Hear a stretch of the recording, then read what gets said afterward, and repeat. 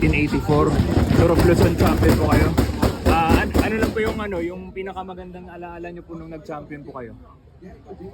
Kuan, akyatan sa Raptog. Lubak-lubak ang panahon namin, Raptog.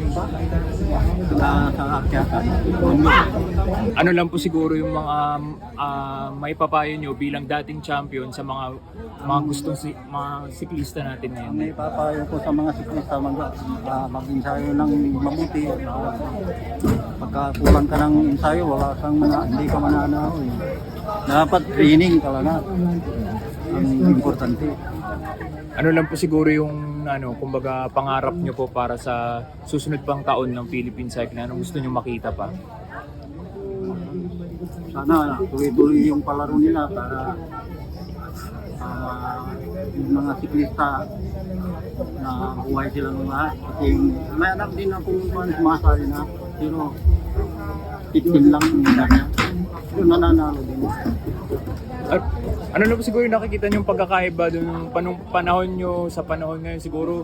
Iba ang kwan ngayon, yung kwan nila ang karera. Sa karera ngayon, yung mga bisikleta nila magaganda eh. Baka saka yung kwan daan nila na ngayon, puro simentado na. Masasabi nyo po talaga mas mahirap po talaga nung panahon nyo? Yung panahon namin talagang mahirap. Raptod pa yan. Tapat-tapat, raptod yan.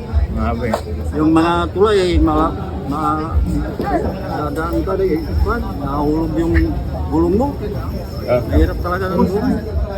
Ito pong Great Revival po, I think 8 stages po. So, nung panahon niyo po, ilang stages ang inabot? Sa balita ko po, umabot ng ilang linggo po yun Oo, noong 1981, umabot kami ng mahigit isang buwan. Luzon, Visayas, Mindanao yun eh. Talagang buong Pilipinas po pinapadyak niyo. May sarili namin sinasakyan na barko. Grabe. Pagkatapos po ng isang buwan, anong pakiramdam mo? Grabe naman siguro pagod yun.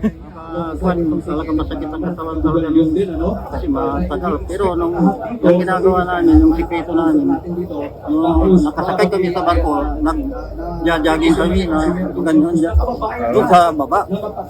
Para pagdating doon sa starting, hindi masakit ang mga katawan mo. Kumbaga sa isang buwan po, sariling diskarte na lang po talaga kung paano kayo mapapalakas pa rin. Kung ano ang starting mo, ay sila.